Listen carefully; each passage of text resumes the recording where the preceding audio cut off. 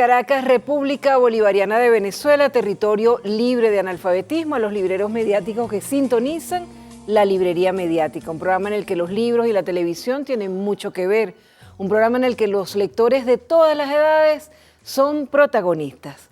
Hoy es un día especial para celebrar la poesía, para celebrar la trayectoria de un poeta venezolano, Tarek William Saab, que ha sido toda su vida luchador por los derechos humanos, fue gobernador de Anzoátegui, fue defensor del pueblo, hoy es fiscal general de la República y principalmente ha dedicado su vida a la poesía. Hace más de 40 años que es publicado, tiene premios, tiene 13 libros. Es realmente importante saber que si fue homenajeado del Festival Mundial de Poesía, cuando lo entrevistamos la última vez fue el Festival Mundial de Poesía en el que él fue homenajeado en 2016, era porque méritos le sobraban. Antes habíamos coincidido con él en la Feria del Libro de La Habana, con Venezuela como país invitado de honor, y allí presentaba un libro en 2006.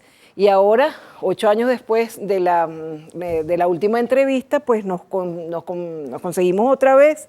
Y fíjense que ya en noviembre de 1987, Gustavo Pereira, gran poeta venezolano, escribía sobre los ríos de la ira, el primer libro de poemas de Tarek William Saab, y decía: saludo este libro primigenio de Tarek William Saab como compromiso inalienable de esa voluntad que corresponde a uno de los más fulgurantes y dudosos destinos del hombre contemporáneo, el de ser, pese a todo, porque se tienen las certidumbres del iniciado, poeta. Ya en el 87 escribía esta belleza, Pereira de ti. Y en esta antología que en 2003 nos regalaste, no teníamos todavía el programa de televisión, todavía tenemos el programa de radio solamente, ya nos habías tú dedicado un libro, Cielo a Media Asta, del Fondo Editorial del Caribe, y aquí estás tú de acuerdo con lo que muchos años después diría en una entrevista el homenajeado del festival de este año, Leonardo Ruiz Tirado.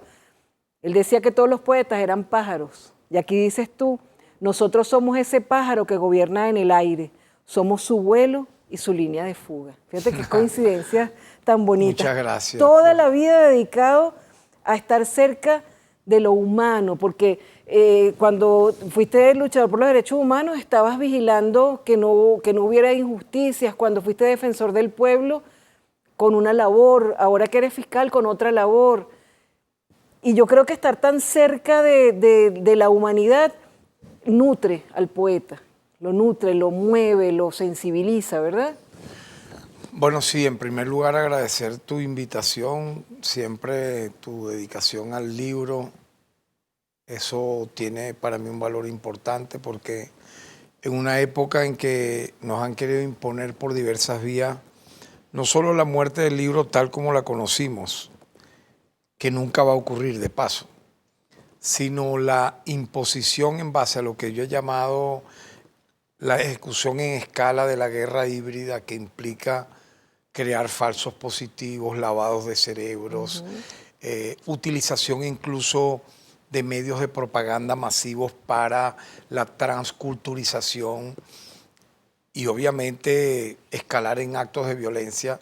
Eso es más peligroso finalmente que una guerra convencional, que puede durar 1 mes, 2 meses, 3 meses, pero la guerra híbrida contra una nación, en este caso contra Venezuela, ha tenido 25 años. Sí. En medio de todo ello, lo que yo rescato, lo que yo aplaudo, lo que yo celebro es cómo el libro, la feria del libro, la poesía, la cultura,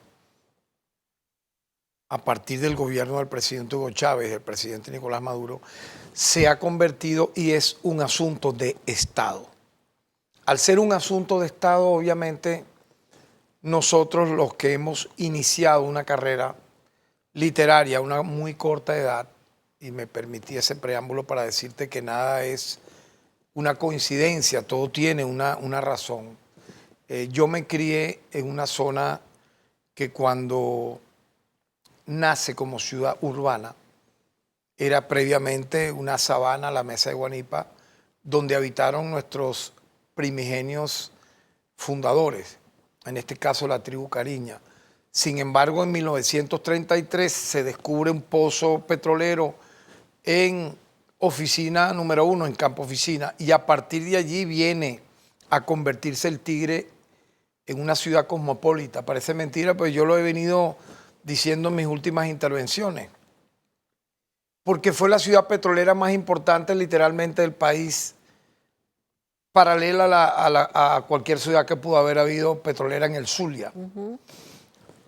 Y de hecho inmortalizó lo que es el nacimiento del Tigre como ciudad petrolera en Venezuela Miguel Otero Silva, cuando escribe la novela Oficina Número 1. Entonces fíjate, allí tú podías ver fácilmente a estadounidenses, italianos, portugueses, chinos, árabes, griegos, españoles, mezclados con venezolanos en esa ciudad. Unos exiliados españoles tenían dos librerías de mucha importancia. La librería Tixi de unos vascos y la librería Minerva de unos republicanos. Allí yo pude conseguir, siendo un niño, un adolescente, todos los libros de literatura que pudieran conseguirse en una capital de un país. Porque ellos se dedicaban a eso, sí, a la importación de libros. Igualmente habían ventas de discos de primer orden. Yo pude conocer el rock and roll siendo un niño en esa ciudad, siendo un joven. Tenía a mis compañeros con los cuales compartía estas inquietudes. No era una peña literaria, pero en el Liceo Briceño Méndez, particularmente cuando yo fui presidente del Centro de Estudiantes del Liceo Briceño Méndez, y ve que lo humano se vincula a mi militancia en el PRB, en el Partido de la Revolución Venezolana, que funda Fabricio Ojeda, Douglas Bravo, el Flaco Prada. Yo en 1977 me vinculo al PRB y gano la presidencia del Centro de Estudiantes del Liceo Briceño Méndez, con solo 16 años. O sea, es algo precoz, pero nuestra generación fue así. Yo nazco en el 1962. La generación de los años 60 fue así, de valores humanos, como tú señalaste, de valores espirituales. Fue la vuelta a la filosofía oriental. Por lo tanto, de allí a yo leer los libros que leí de Hermann Hesse, Narciso y Golmundo, Bajo las Ruedas, Demian, El Lobo Estepario, fue algo normal, no fue algo excepcional. También leer El Zaratustra de Nietzsche. Yo llegué a leerlo, no lo entendí perfecto, pero lo leí, lo releí muchas veces luego. Leí a Khalil Gibran, El Profeta, El Loco, El Vagabundo. Te estoy hablando en mi etapa de liceísta, particularmente estudiando cuarto y quinto año de bachillerato. La música que oía era la música vinculada al rock and roll de los 60, particularmente de los 70. Yo hice un viaje para mí memorable a visitar a mis primos hermanos en Curazao, que en aquel momento era una colonia holandesa. Ellos iban y venían de Holanda a Curazao y eran hippies, absoluta y totalmente. Ellos y sus parejas tocaban guitarra, pero los valores de la paz, de la rebeldía sana, me mostraron biografías del Che Guevara. Yo tenía 12 años, es lo que quiero destacar. Y entonces eso me impactó. Me impactó muchísimo esa visita. Me impactó mucho todo lo que te estoy mencionando de lo que era el Tigre en esa época. Pasar uno por la calle Bolívar y ver la librería Tixi y ver todas esas cosas allí. Y obviamente, ya teniendo yo 15 años, ya había leído, escuchaba a Silvio Rodríguez. Así como ahorita un niño puede escuchar, no los voy a mencionar, el llamado reggaetón. La gente diría, oye, pero como tú vas a escuchar a Silvio Rodríguez a los 15 años, perdón, pero y a los 5 años aquí uno no escucha un niño cantando letras infames del reggaetón. Yo por lo menos a esa edad quería aprender de la poesía, de la trova cubana, de los Beatles, particularmente de Pink Floyd, que ya existía. Había un grupo que me gustaba muchísimo, el grupo América, casi no se menciona. Me encanta ese grupo que nació en los años 70 con unas letras muy bonitas. Y entonces, buscando, no vamos a decir imitar, pero teniendo estas referencias, un día, habiendo una lluvia tremenda en el salón, en el laboratorio de química y de física, estudiando cuarto año, daba hacia unos ventanales, en los ventanales había unos árboles. Me vino una sensación tan agradable, tan increíble, que escribí mi primer poema. Yo recuerdo su título. Se llamó Lluvia y tenía que ver con esa sensación de la tierra mojada, todo eso. Y a partir de allí comencé a escribir muy rudimentariamente en cuadernos escolares, Sí. con un lápiz mongol. Y por eso decidí, fíjate, queriendo primero, teniendo 13 años, yo dije que iba a estudiar Derecho. Pero ya con todo este mundo que te menciono, de leer estos libros que te narro particularmente, decidí estudiar Letras. Y doy un salto del Tigre a Mérida. Allí fui presidente del Comité de Bachilleres sin cupo. Yo fui un líder estudiantil en la ULA, te estoy hablando a principios de los años 80. Entonces, obviamente, para entrar en una universidad autónoma en aquella época Era muy difícil. era casi imposible. Tenías que ser el hijo de un profesor o estar lo que llamaban ellos palanqueados. Ellos hablan de enchufados, pero ellos eran todos palanqueados. Una palanca hasta para sacarte un permiso sanitario. Tenías que tener el apoyo de un carnet de AD y de CUPEI. No entramos muchísimos estudiantes que veníamos de todas partes de Venezuela a estudiar en la ULA, que tenía mucho prestigio. Fundamos ese comité de bachilleres sin cupo a finales del 81 y en julio del 82, imagínate, luego de tomar el rectorado, el viaducto, las catedrales, misa, cualquier cantidad de cosas, la Plaza Bolívar, a hablar con el gobernador. Se llamaba Edesio Larriba Araujo de COPEI. Finalmente logramos 1.200 personas, 1.200 estudiantes ingresar y yo comienzo a estudiar letras. Entonces, claro, allí pude ver recitales de poesía de Ramón Palomares en vivo, de Pepe Barrueta, de Mundo Aray, teniendo yo, ¿qué? 20 años. Sí, 20 años. Algo así. Entonces, como tú te imaginarás, eso me impactó mucho en mi vida. Yo viví en el Páramo de la Culata, en el Valle, particularmente. Todo Mérida para mí fue como una ensoñación, la vida que viví allí. Sin embargo, debo reconocer que académicamente lo que yo creí iba a estudiar no fue. Yo pensé que ahí podía avanzar en mi escritura, en cómo poder yo de repente ordenar los poemas. Yo pensé que podía estudiar a los simbolistas, a los surrealistas, y de pronto eran materias muy fuertes, muy ladrillo que llamarían. Y ahí fue que dijiste que te cambiabas a Derecho. Bueno, entonces fíjate, ahí yo decía, oye, ¿qué hago yo aquí? Luego de 3 semestres, la única materia que me gustó la dio un poeta, Eddie Pérez, Introducción a la Literatura Venezolana. Fue la que mejor nota saqué 19 puntos allí. Pero ya, en verdad, a finales del 82 yo no quería estar más allí. Tenía 20 años en el año 82. Había cumplido apenas una cortísima edad. Y decidí de manera muy madura renunciar a esa carrera, a ese estudio. Y luego leí un poema del Chino Valera Mora, que está en Amanecí de Bala, que dice: huid de las escuelas de letras. Allí todo es incoloro, inodoro e insípido. O sea, yo no había leído ese poema, pero dije, wow, esto me pasó a mí, ¿no? Pero igual valoro lo que aprendí, lo que viví, particularmente testimonialmente. Yo nunca he dejado de ir a Mérida. Desde ese momento hasta ahora siempre voy. Pero tuve un receso y ahí es interesante lo que tú señalas del libro Los Ríos de la Ira. Porque ya yo publicaba en los diarios Frontera de Mérida, Antorcha del Tigre. Te estoy hablando de principios de los años 80.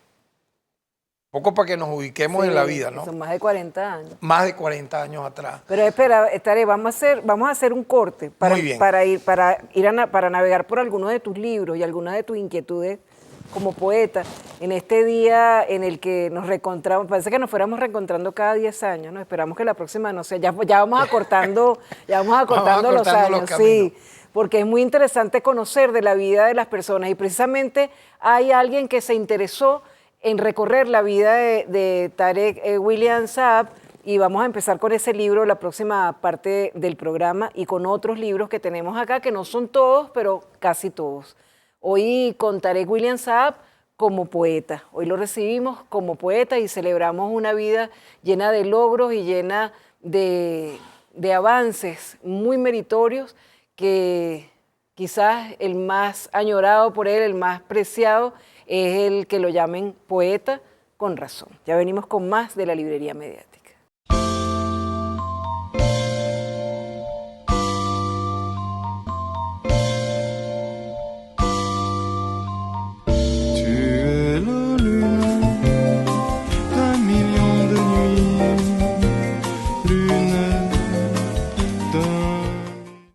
Entonces no son solamente los libros que le han ocupado como poeta o libros de discursos en la vida profesional como abogado, sino libros en los que Tarek William Saab se convierte en algo que otro observa y que cuenta después.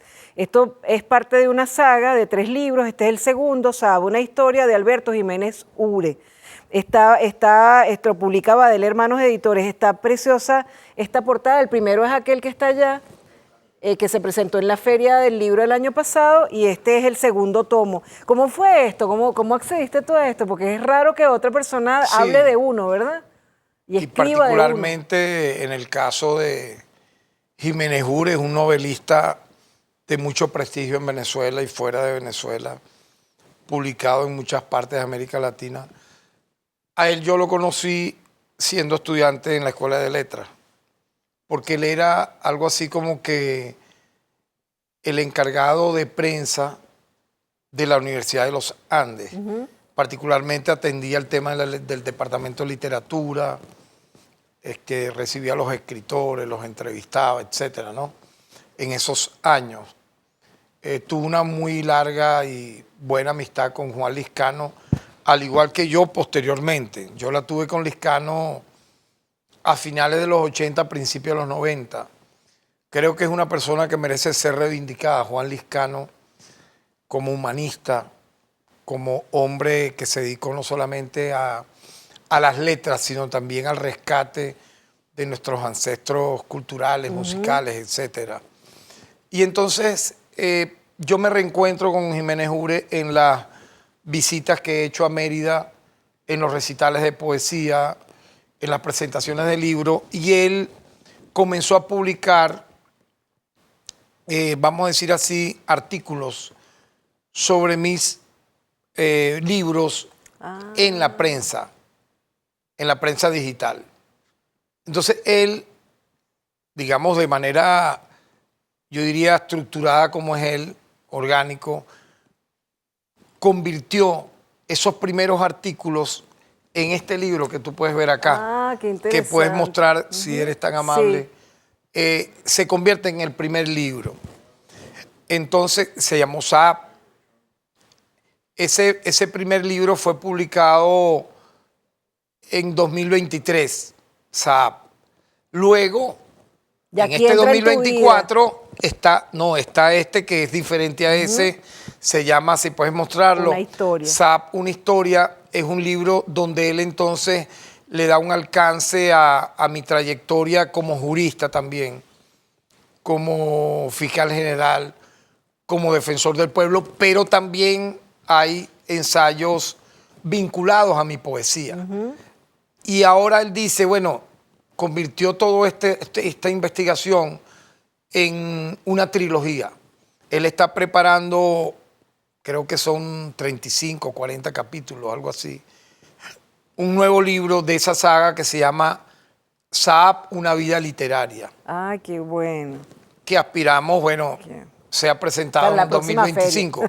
Entonces, yo sí quiero valorar mucho eso, porque son estudios de mi literatura, de mi poesía, de mis 13 libros, que van hacia 40 años de haber sido editado el primero. Pero hay un detalle, yo siempre reivindico también a Luis Alberto Crespo, porque tú sabes que en la época de los años 70, 80, ser publicado en el papel literario El Nacional Era la consagración. era algo muy positivo, particularmente para quién, para un escritor, o sea, un poeta, un ensayista, un novelista. Y yo a él le mandé una vez por Aerocap un largo poema mío publicado en Antorcha, en el diario Antorcha de Mundo Barrio, otro personaje a quien le debo mucho. El diario Antorcha es el decano de la prensa de Oriente y el Mundo Barrio es uno de los grandes, yo diría, comunicadores que tuvo Venezuela en los años 50, 60, 70, 80. Entonces ese diario era un referente importante y yo publiqué allí un largo poema en el año 84, porque yo me vengo de Mérida, lo bueno que fue mi desahogo en medio de la frustración de haber fracasado, porque es la verdad, como estudiante en la Escuela de Letras, fue escribir. Y ahí comienzo a escribir el libro Los ríos de la ira. Y uno de los poemas que conforman o que forman parte de Los ríos de la ira es este largo poema Memorias del Mar Negro y de la lluvia. Yo se lo envío sin una carta, sin nada a Luis Alberto, y mi sorpresa fue que vi fragmentos de este largo poema publicado en El Nacional. Yo luego voy a darle las gracias y cuando yo le digo que soy el que lo escribió, él se sorprendió, porque él pensaba que eso era de un autor árabe fallecido de hace tiempo. Y hicimos una muy bella amistad. Y fíjate que mi libro, después de Los ríos de la ira, vino una trilogía. El hacha de los santos, que se ganó el premio de poesía de la UCB. Los ríos de la ira es primer finalista en el Francisco Lazo Martí del Ateneo de Calabozo. Y Príncipe de Lluvia y Duelo se gana el Ramo Sucre y era jurado Luis Alberto Crespo y él fue el que hizo el prólogo finalmente de ese libro Príncipe de Lluvia y Duelo. Ahora, ¿por qué Chávez me valoró, me reivindicó como poeta? Una pregunta que mucha gente me hace. Yo llego a Chávez, estando él detenido, siendo yo ya abogado de derechos humanos, ve que todo está relacionado, ya tú lo habías mencionado. Yo cuando me vengo del Tigre, luego que duro año y medio en el Tigre, ayudando a mis padres en Almacén El Río, un mítico local comercial que mi papá fundó a principios de los años 50 del siglo pasado. Mi padre Nemer Saab y mi madre Alia Halabi.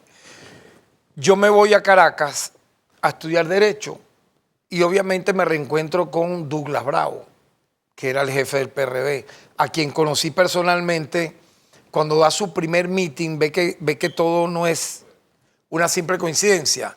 Luego que lo indulta Luis Herrera Camping, él da un meeting en la avenida Miranda de Coro, Estado Falcón. Una cosa impresionante, una multitud que plenó esa avenida. Ahí estaba Gloria Martín cantando, Santiago Villar, estaba Argelia Melet, su esposa de aquella época, estaba Diego Salazar, ya había sido liberado, Diego Salazar padre, el que hizo el libro Después del túnel y que lo metieron preso por eso. Estaba Clever Ramírez Rojas y yo conozco a Douglas Bravo y luego lo sigo viendo en Mérida y luego ya en Caracas. Me vinculo mucho con él, me vinculo con el tema de los derechos humanos y ocurre la rebelión del 4 de febrero en medio de todo esto que te cuento. Ocurre el Caracazo, me vinculo al padre Matías Camuña, que es párroco de Petare, que fue uno de los grandes luchadores para reivindicar los mártires del 27 de febrero. Y entonces cuando yo voy y veo a Chávez, logro verlo en el cuartel San Carlos, le llevo un poema que se llama Maizanta, que es una oda, una apología al 4 de febrero, que yo lo escribí el 4 de febrero de un solo tirón. Y entonces, bueno, allí nació una amistad, nació por los libros, por la literatura. Yo le llevé varios libros, entre otros de Hermann Hesse, El Zaratustra de Nietzsche, se lo llevé. Imagínate qué bello. Claro, luego él lo pasan para Yare, sigue esa amistad literaria. Entonces, fíjate, el nombre El Poeta de la Revolución, alguna gente hace polémica con eso. Yo simplemente digo, bueno, Chávez lo llegó a decir muchísimas veces, en público, antes de ser presidente y como presidente, pero eso nace por lo siguiente. Cuando yo le llevo el libro ya, Los ríos de la ira y el hacha de los santos, que en mis próximas visitas a Yare, él se los ha leído todos, él me dice, oye, aquí tú has reconstruido la memoria de la Revolución Venezolana. Aquí hay poemas a la lucha armada. Iracara, era Iracara, una elegía a la lucha armada. Iracara era una montaña donde estaba Douglas Bravo y su frente guerrillero. El frente guerrillero José Leonardo Chirinos en Falcón. Aquí hay poemas en homenaje a los mártires de Cantaura, me dice él. Aquí hay poemas dedicados a los palestinos. Todo esto está entre el hacha de los santos y los ríos de la ira. Aquí hay poemas, me dice él, me recuerdo algo así, creo que mencionó las ropas deshechas del francotirador sobre el 27 de febrero. Entonces él me dice así de repente como era Chávez, oye, tú eres el poeta de la revolución. Qué bello, qué bello. O sea, pero eso tuvo un sentido. Sí, sí, sí. Claro, eso quedó así, pero lo que a mí me sorprendió fue que luego en los actos, cuando él lanza su candidatura y termina su campaña en la avenida Bolívar de Caracas en diciembre del año 98, él me presenta y me llama al poeta de la revolución. Y a partir de ahí, bueno, lo dijo muchas veces por cariño, por afecto, pero la historia tuvo que ver con la poesía. Y nosotros sabíamos de ti también porque cuando yo tenía una inmobiliaria, yo soy abogado y periodista, cuando yo tenía una inmobiliaria trabajaba conmigo Antonio Serrano, de Latillo. Y él te conocía a ti, él siempre hablaba de ti, siempre hablaba con tanta admiración. Así que nosotros tenemos referencias de ti de hace muchos años.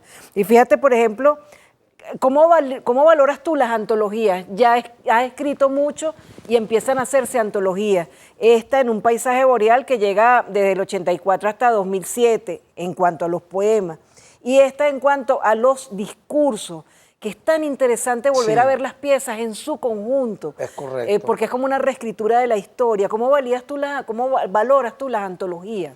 El aporte de las antologías a la vida de un escritor. Muy interesante tu pregunta y muy académica. Me gusta a veces también irnos a esa fase, ¿verdad? A lo técnico. Yo soy muy en la experticia forense. Fíjate el caso Cancerbero. Sí. Mucha gente cree que, oye, ¿cómo lograste eso de la nada? Un caso cerrado. Bueno, la técnica jurídica, la experticia forense, los laboratorios de investigación penal. Nosotros hicimos presentamos más de 100 medios de prueba y 154 diligencias. Allí está la academia, ahí está la técnica para llegar a la verdad de algo, ¿no? Y lo que tú señalas tiene que ver con eso porque finalmente, ¿qué es una antología? De poesía, de discurso, lo que fuera, viene a ser como una selección cronológica de tus momentos en este aspecto poético o discursivo de más impacto, de mayor trascendencia. Entonces, la antología es como un viaje, te permite un recorrido y a la par del recorrido te permite mirar con ojos más calmados, sí, a la distancia. un tiempo, una trayectoria. Yo valoro mucho las antologías por eso. Y fíjate que en mi poesía hay un libro mío que nace de un viaje, no está aquí por cierto, lo hubiera traído, de un viaje que hice a Pakistán.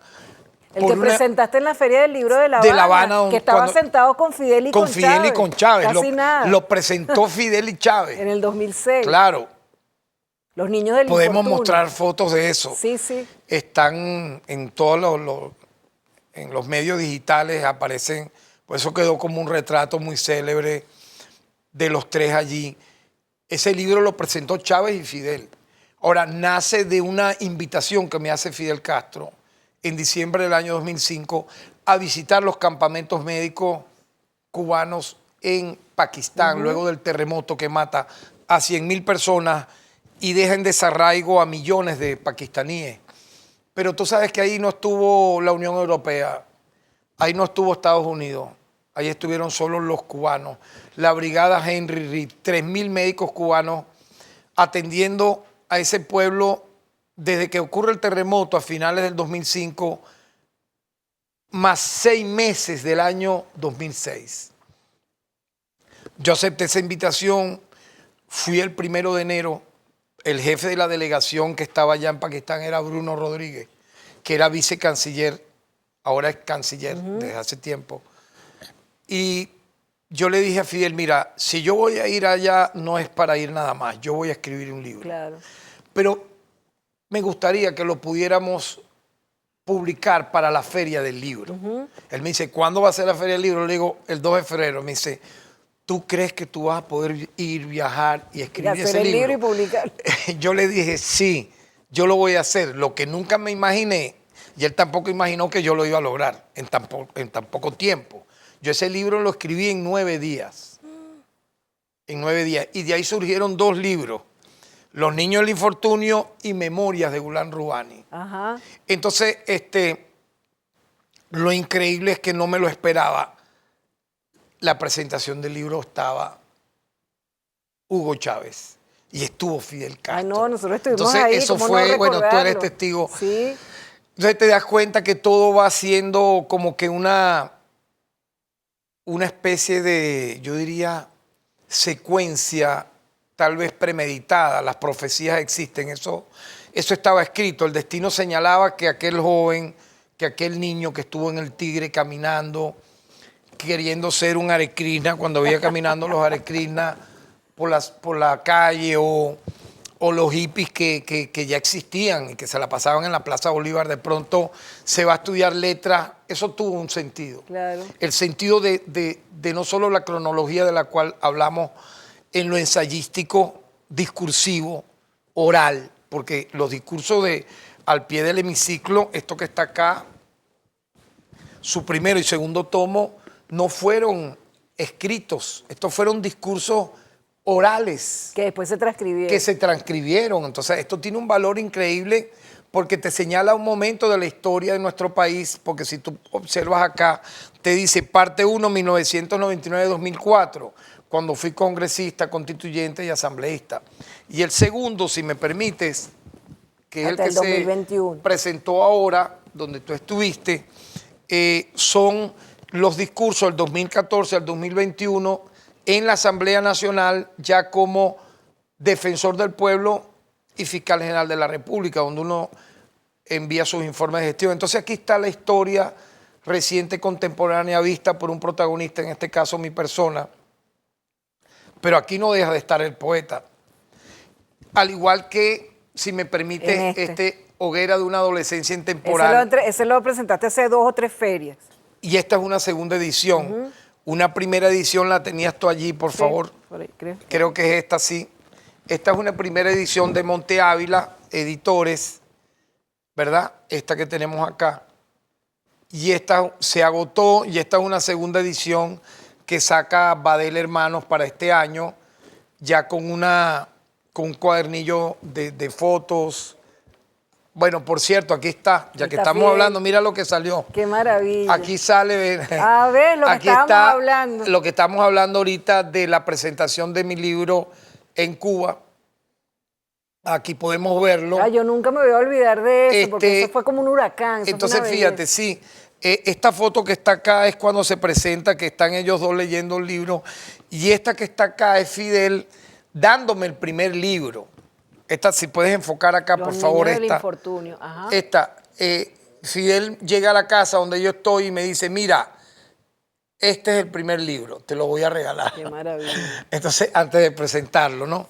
Pero fíjate que este es un libro bien interesante, importante en mi vida, más allá de las cosas que vamos narrando. Fíjate, por ejemplo, esta es una foto de cuando yo era presidente del Centro Estudiante del Liceo Briceño Méndez. Aquí estoy yo dando un discurso en la Plaza Bolívar el 23 de enero de 1978. Tú no habías nacido. Como que yo no decía, yo soy mayor que tú como 9 meses. Tú eras todavía una... Yo nací en enero del 62. Bueno, yo nací en septiembre. Tienes que respetarme porque soy mayor que tú. Eres mayor que mí, que yo por 6 meses. Sí. Mira, ve luego, la poesía sí tiene sentido. Yo teniendo 30 años participo en el concurso que hacen en España, el Ministerio de Cultura, Foro Joven, Literatura y Compromiso. El premio era que te costeaban el pasaje ida y vuelta a España y el hospedaje en un centro que antes era una especie de monasterio, donde íbamos a estar 3 semanas en un taller literario, poetas y escritores de toda Iberoamérica, España, Portugal, más toda América, incluyendo Estados Unidos y Canadá, Brasil y toda América del Sur, obviamente, y del Norte. ¿Con quiénes? Con Walt Soyinka, Mario Benedetti, Jorge Amado,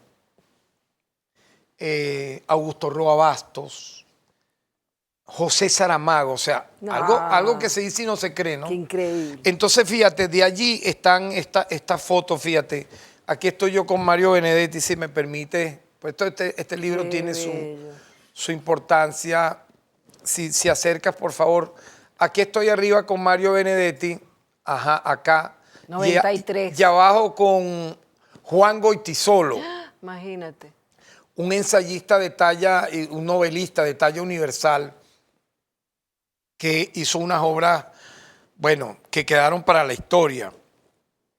Esta foto para mí también tiene mucho valor. Esto es con Hugo Chávez recién salido de la cárcel de Yari. Y ahí está Cilia Flores. Y esta foto es impresionante.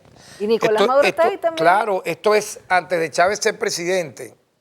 Ahí aparecen, entre otros, Chávez, el presidente Maduro, Cilia, Freddy Bernal, Marisabel, mi persona. Chávez aún no era presidente y estábamos en esas luchas cívicas para lograr todo lo que... Mira, bueno, pero vamos a hacer un corte y no agotes el tema. Rapidito esto, mira.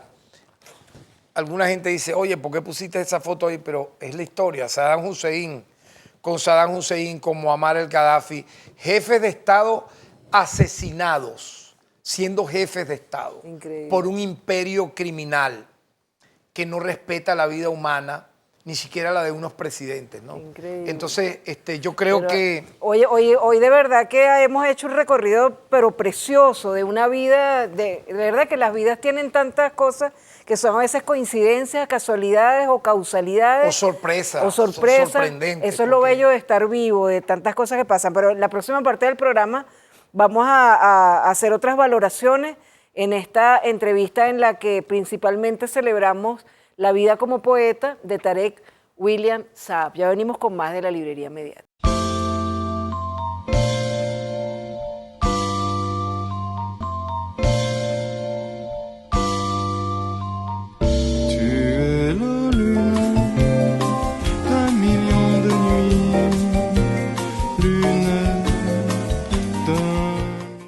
¿Saben por qué es bonito recorrer la vida de la gente? Porque entonces quienes nos están viendo, muchos se van a animar a escribir sobre su vida, a escribir sobre la vida de otros, a hurgar en sus vivencias y así se van a conocer mejor y van a entender mejor a los demás. Hoy de verdad que estoy contenta con este programa en el que queríamos simplemente hablar de poesía, hemos hablado de tantos temas, hemos hablado de historia de nuestro país, hemos revivido cosas que hemos vivido y compartido.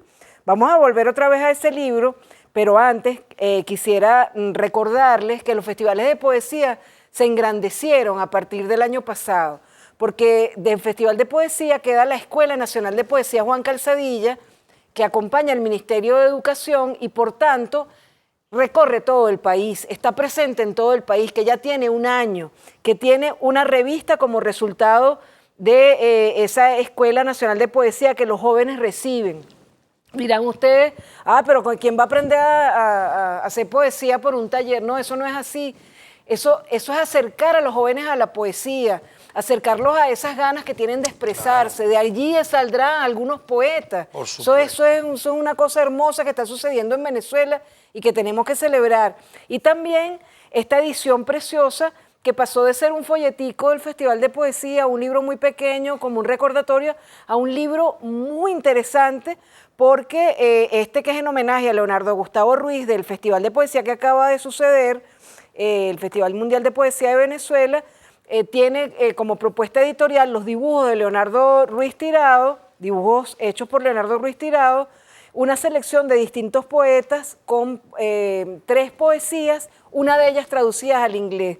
Y yo tuve el honor de que se me pidiera traducir algunas poesías, entre ellas una que me dijo Ana María Oviedo Palomares, que era una de tus preferidas, Sí. Expreso de Oriente. Sí. Y sabes que cuando yo la traducía, estuve mucho tiempo traduciéndola porque yo iba y venía tratando de volcar en el inglés lo que tú habías querido, sin saber qué era lo que tú habías querido volcar en tu poesía, tratando de adivinar. Decía María Quijada, la traductora presidencial, que no se traduce poesía, uno se acerca a lo que el poeta quería decir y lo dice en otro idioma, y es muy sabia ella. En Expreso de Oriente, esa poesía a mí me parecía que podía convertirse en un corto animado. Me pareció tan llena de imágenes. Este bus en donde viajo, a qué lugar me llevará, una música de radio distante me despierta al sueño. Hoy quiero más a mis amigos, siento que me perderé y no los veré jamás. Esa persona que se va. Sí. Entonces me pareció como un corto animado, cuando lo traduje al inglés. Claro que sí. Que cuando lo leí en el inglés. Fue todo un reto traducir las poesías y a mí me parece muy hermoso que se haya hecho este libro, que desde del MINSI, el Movimiento Poético Mundial y el Canal I, que fueron los que patrocinaron la presentación de este libro. Antes, yo quiero terminar el programa con más cosas de ese libro extraordinario que tú muestras, pero yo quisiera tu valoración en cuanto al Festival de Poesía que se desborda hacia esa escuela, hacia la revista.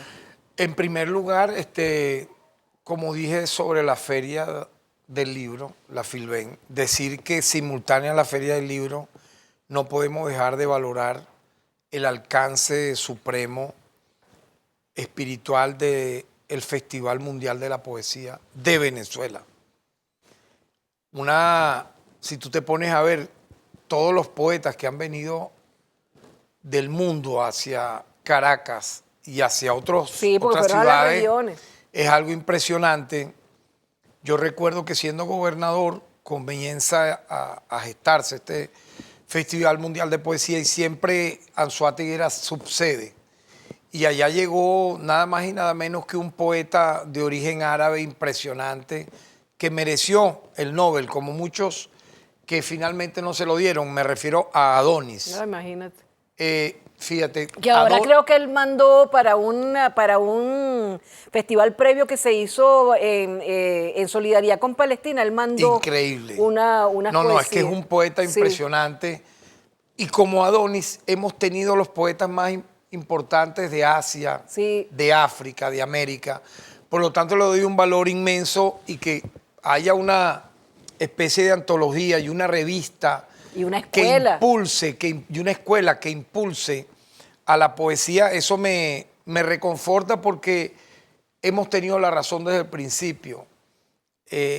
Para mí, la reserva de la humanidad, la reserva moral de la civilización descansa en sus poetas, en sus pintores, en sus artistas, en sus pensadores, en los que le dedican el tiempo a escribir, a pensar y a recrear las cosas humanas y espirituales del mundo.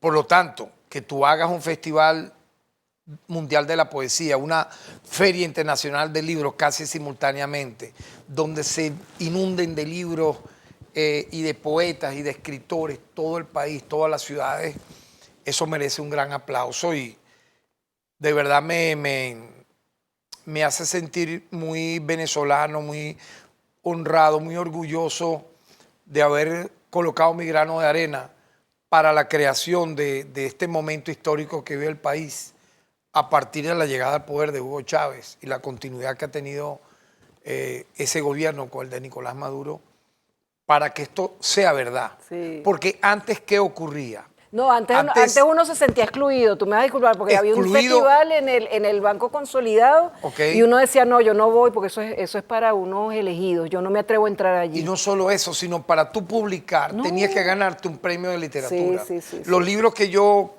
publiqué, los 3 primeros, fueron porque se ganaron premios. Entonces, si tú no te ganas un premio, no publicas un libro. No tenías derecho. Entonces, allá había mucha selectividad como todo.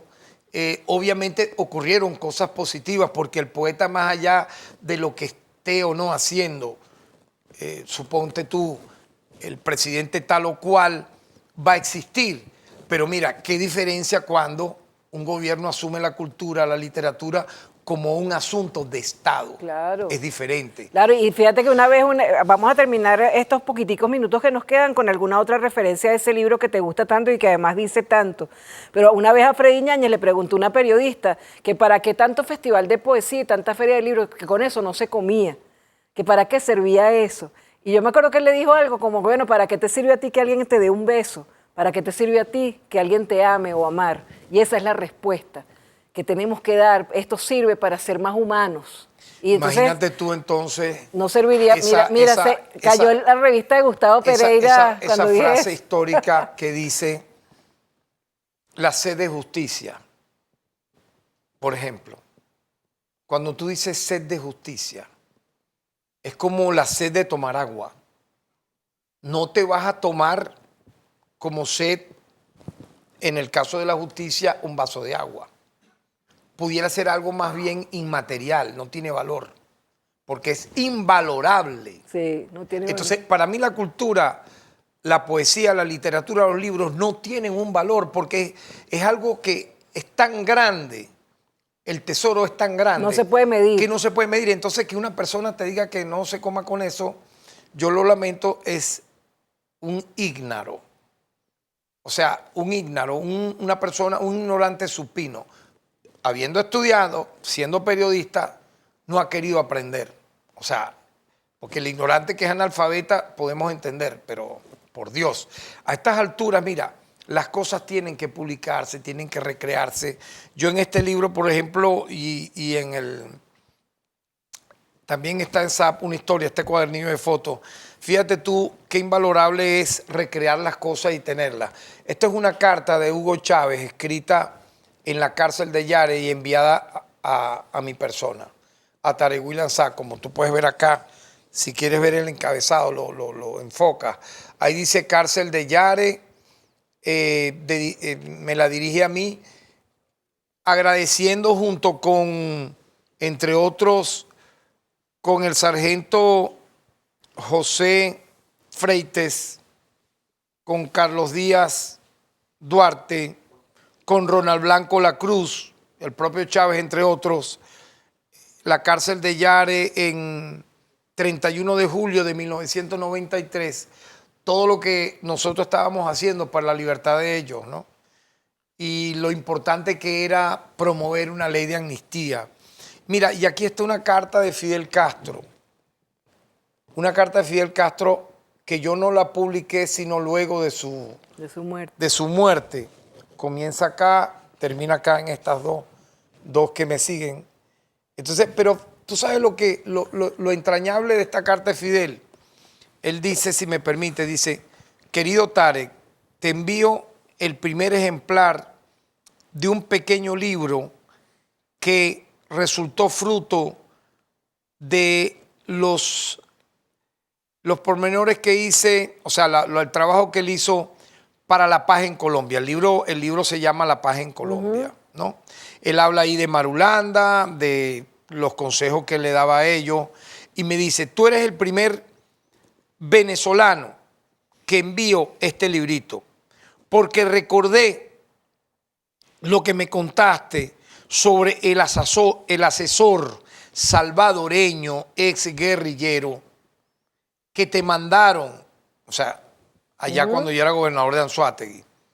Él está recordando entonces a Joaquín Villalobos, un renegado que fue el principal asesino del poeta de la Revolución Salvadoreña, Roque Dalton.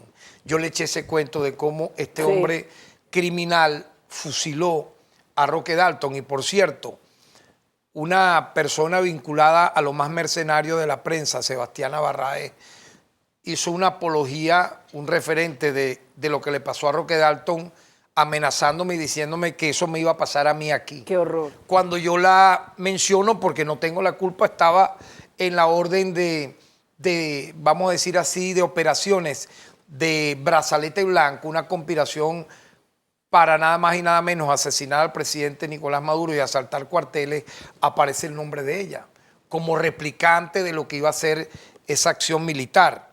Entonces, fíjate, Roque Dalton lo asesina Joaquín Villalobos. Y él me dice, en el capítulo 9 incluyo él dice como que una referencia a eso que yo le mencioné. Fíjate tú qué interesante, ¿no? Como un comandante sí, una de persona de la talla calibre sí. de Fidel. Una conversación que yo tuve con él, así como está contigo, él tomó nota de eso. Oye, Roque Dalton, el poeta de Salvador. Qué increíble. Que mató Joaquín, y lo reseñó en su libro, ¿no? Entonces, fíjate, yo siento que al final, ¿cómo tú vas a decir que los libros, que lo que puede quedar de memorial en un ensayo, en una narrativa, en una filosofía? Porque fíjate tú, el pensamiento humano termina siendo ¿dónde recreado? En los libros. En los libros. Sócrates, Platón, lo que fue el Renacimiento, los griegos, el surrealismo, el simbolismo, lo que fue la época de oro de los españoles, la generación del 28, lo que significó, vamos a hablar de Venezuela, mira, fíjate, Ramos Sucre, que tiene que ser siempre reivindicado, esa prosa poética tan impresionante, lo que significó el rescate del habla campesina de Ramón Palomares. De Palomares en los Andes, la poesía mítica, legendaria, comprometida, que fue precursora en América Latina del Chino Valera Mora, de Caupolicán Ovalles, Copa de Huesos,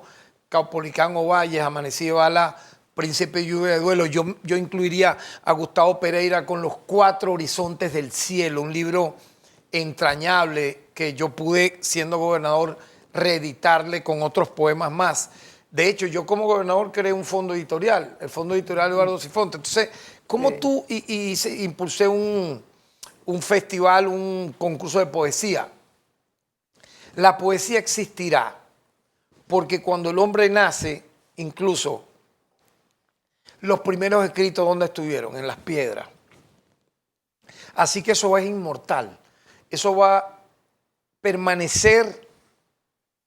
Si dicen que el mundo tiene 2 millones de años y la civilización tal cual la conocemos 6.000 años, yo te aseguro, todos los años que queden por vivir, existirán los libros, existirá la poesía y ojalá exista la memoria de la librería mediática. Bueno, ahí la tenemos, ahí la comenzamos en los libros. Entonces los invitamos nosotros a leer siempre, a leer de todo, a sintonizar el próximo programa, y a ti te invitamos antes de fin de año a que hagamos una selección de poetas preferidos. Correcto. Voy a invitar a Isidoro también para Estaré que traiga contigo. sus poetas, tú traes tus poetas y hacemos una bella lectura de poesía y música en una edición especial de la librería mediática. Aprobado. Prometido, antes de fin de año lo haremos. Hasta el próximo programa.